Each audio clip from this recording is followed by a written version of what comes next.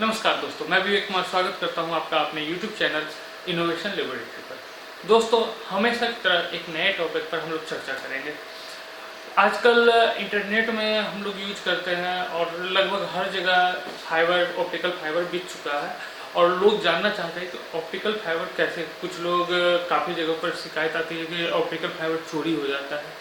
तो कुछ लोग सोचते हैं कि जैसे बिजली का काम होता है, बिजली पास होती है, उस तरह से ऑप्टिकल फाइबर से बिजली भी पास होता होगा, लेकिन ऐसा नहीं है। तो आज का मेन जो टॉपिक है वो ऑप्टिकल फाइबर कैसे काम करता है, कट ऑप्टिकल फाइबर को हम कैसे जोड़ते हैं, तो इसी टॉपिक पर हम लोग आज डिस्कशन करेंगे। दोस्तों, सबसे पहले तो मैं थैंक यू बोलना चाहूँगा मिस्टर मुरारी को, जिन्होंने मतलब कि हमारे पास आकर ऑप्टिकल फाइबर को स्प्लाइस किया। उस मशीन को स्प्लाइसर कहते हैं जिससे ऑप्टिकल फाइबर्स को जोड़ा जाता है। तो उस मशीन को लेकर उन्होंने जोड़ा, और ताकि हम आपको ऑप्टिकल फाइबर को कैसे जोड़ते हैं वो दिखा पाए। ऑप्टिकल फाइबर जो होता है वो कांच की पतली नली होती है जिस पर केवल और केवल लाइट पास होता है, न कि इलेक्ट्रिसिटी। और इसे हम जैसे बिजली के तारों को, दो तारों को साथ में लेकर हम लोग वाइंड कर देते हैं और वो काम करना शुरू कर देता है, ऐसा इसमें ऑप्टिकल फाइबर में नहीं होता। ऑप्टिकल फाइबर में चूंकि लाइट पास करता है, इसलिए ऑप्टिकल फाइबर को हमें बेल्ट करना होता है, और वो भी एक पर्टिकुलर पोजीशन पर।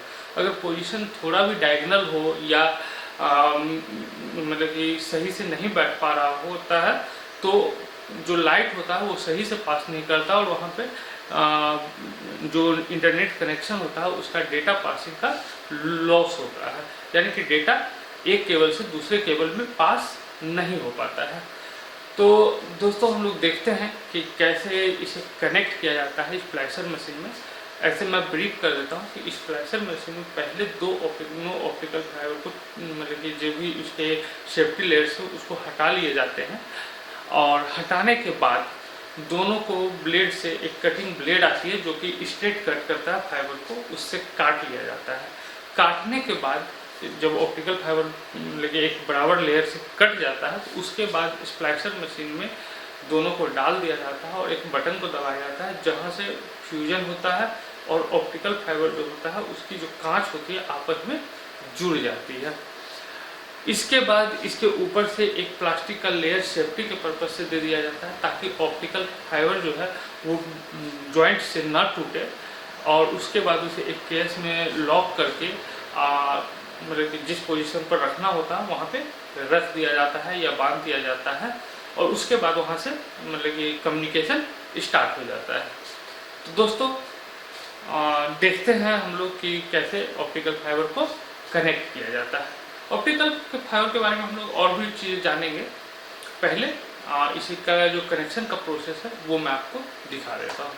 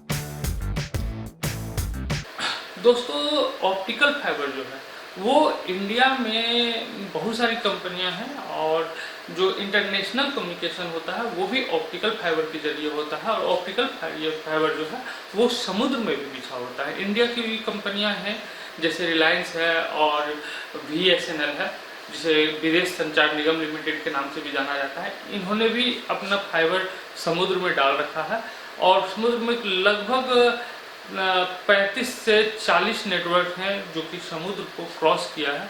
और इसका जो मेंटेनेंस होता है वो काफ़ी कॉस्टली होता है, क्योंकि इसकी मतलब कि समुद्र में बिछाना ही एक तो काफ़ी टफ होता है।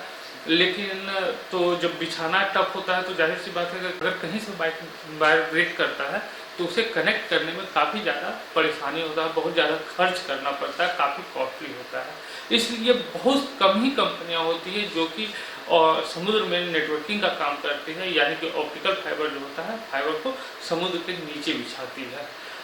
और जो इंटरनेशनल कम्युनिकेशन होता है वो इसी के जरिए होता है। तो बाकी कंपनियां रेंट पे करती है, जिनके पास समुद्र के नीचे केबल होता है ऐसी कंपनियों को बाकी की कंपनियां लीज लेती है और वो उनको रेंट पे करती है, मेंटेनेंस कॉस्ट पे करती है।